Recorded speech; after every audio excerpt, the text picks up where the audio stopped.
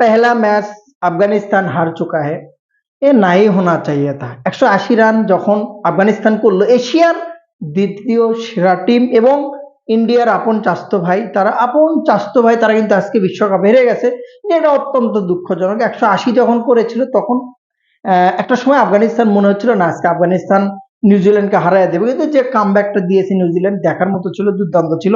নাগিন dance দেওয়ার কোনো প্রয়োজন পড়েনি। রশিদ খান থেকে শুরু করে যতগুলো আছে এমন খেলাইছে শিপার্ট এবং তা বলার অপেক্ষা রাখে না, যদিও নিউজিল্যান্ডের শুরুটা এত ভালো হয়নি। তো বিষয় হচ্ছে এটা হচ্ছে ক্রিকেট। ক্রিকেট নিয়ে কখনো কোনো মোমেন্টে কোনোভাবেই কোনো দল চাপা পিটানো যাবে না যে আমরা কে সেরা না সেরা বা অমুক সেরা, এই জিনিসটা করা যাবে না, যে জিনিসটা আফগানিস্তানে কিন্তু সব সময়ের জন্য।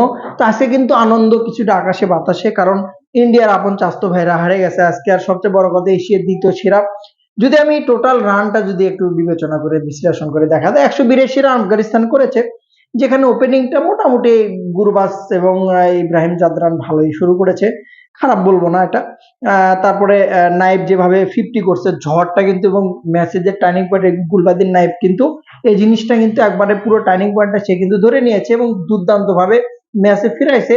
ফিনিশিংটা আমার কাছে খুব ভালো লেগেছে। উমরজাই থেকে শুরু করে ছোট ছোট ক্যামিও যতগুলো ছিল, 182 টার্গেট। একটা সময় যে নিউজিল্যান্ড কিন্তু চাপে পড়ার অবস্থা ছিল, চাপে যে মনে হচ্ছিল যে নিউজিল্যান্ড এই রানটা চেস করাটা অনেক কঠিন, যখন যে 13 রানে 2টা উইকেট নিউজিল্যান্ডের পড়ে গেল, সেই মুভমেন্টের টামে অবশ্যই কিন্তু যে কারো মনে হবে যে এই ম্যাচটা নিউজিল্যান্ড হেরে যাবে।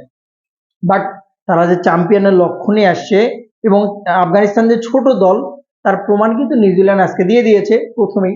13 রানে 2টা উইকেট যাওয়ার পরে যখন আপনার হচ্ছে যে শিপার্ট এক পাশে যখন দাঁড়াইছিল, প্রথম ওভারে 12 আসলো, প্রথম মনে হচ্ছিল যে ম্যাচটা খুব ইজিলি নিউজিল্যান্ড জিতে নেবে, কারণ ফুললি ব্যাটিং পিচ, ওই পিচে কিন্তু রান যথেষ্ট আসবে, এটাই স্বাভাবিক। এবং বিশ্বকাপে যে জিনিসটা সবচেয়ে বেশি ফোকাস করা হয়েছে, পিচগুলো মোটামুটি ব্যাটিং করা হয়েছে। কলম্বোর পিচগুলো একটু অন্যরকম, শ্রীলঙ্কার পিচগুলো, আর ইন্ডিয়ার যেগুলো পিচ আছে সেগুলো মোটামুটি ব্যাটিং পিচই বলা চলে।